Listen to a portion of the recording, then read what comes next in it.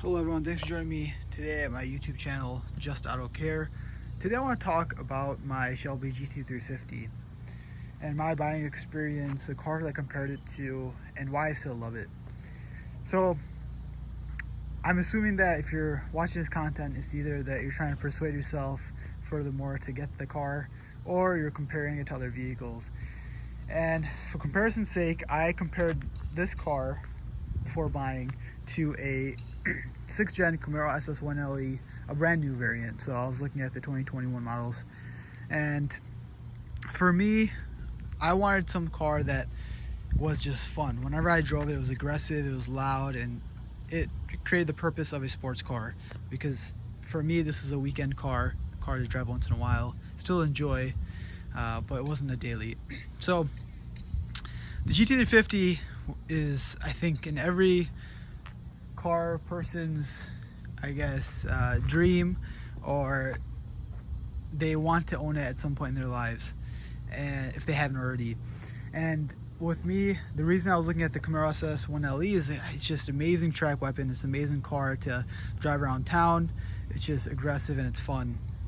So the GT350 came into account when I was able to find the Gen 2 variant for a good price. I was able to find this well below market value, and I had to take advantage of it.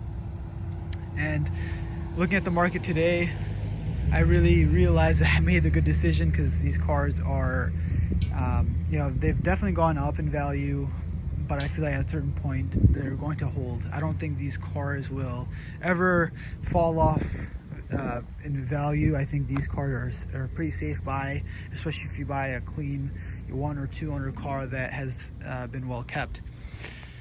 Now, with that said, when I was looking at the GT350s, there's a lot of scares, a lot of horror stories out there, but I knew that I was going to buy the car essentially with a PPI done and with a full record. So I wanted to have a record of the car so I could at least trace back to what happened, if there was any issues, and really have everything documented.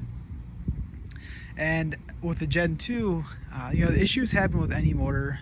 It can happen. I don't think buying a Gen 1 or not being able to buy a Gen 2 should hold you back from a GT350. I think you should buy the car because it's a great car, and more importantly, I think you should buy it because they won't make it anymore. They won't make anything like it anymore, I should say. So enjoy it while it's still in the market, while it's still attainable. And I must say that whenever I drive it, it makes me happy, and I think that was the full purpose of this car, and they accomplished that. So with that said, compare it to other cars, drive other cars that you're looking at in the market, but really decide on what you like. Because at the end of the day, I knew at some point in my life I wanted a GT350. For you, maybe you want the Camaro SS1LE at some point, and you should make that a priority. I think a lot of times with the cars, we should not get what others think. We should get what we like. And if I can persuade you to get it to a GT350, that's awesome. If I could persuade you to get into Camaro SS1LE, that's also great, because those are awesome cars. But with that said, I would love to create more content for you all. I will be creating more content, more specific about the GT350.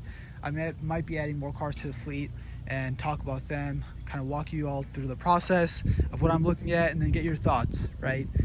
Because at the end of the day, it's always nice to have different perspective added to the situation. So thank you all. Take care.